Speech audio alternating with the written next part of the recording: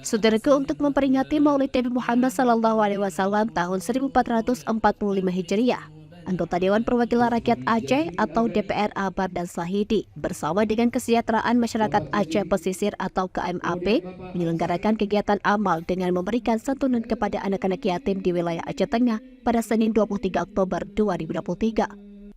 Kegiatan ini bertujuan untuk memperkuat rasa kebersamaan dan solidaritas di tengah masyarakat Aceh.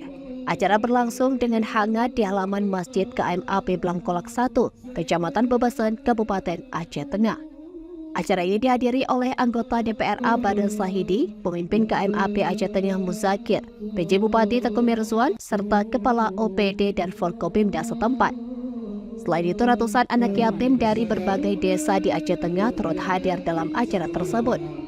Bardan Sahidi, seorang politisi PKS dengan darah Gayo, berbicara kepada tribungayo.com tentang pentingnya semangat kebersamaan dan kasih sayang sesama manusia, terutama kepada yang membutuhkan uluran tangan. Santunan yang diberikan mencakup bantuan tunai dan pangan. Para penerima santunan terlihat sangat bersyukur dan berterima kasih kepada Bardan Sahidi.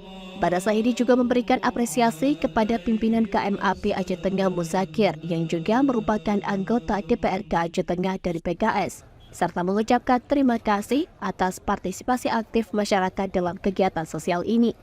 Kegiatan berakhir dengan doa bersama dan makan bersama sebagai ucapan harapan untuk berkah dan keselamatan bagi semua yang terlibat dalam acara ini. Dari Aceh Tengah, Ramadhani, Tribun Gayo.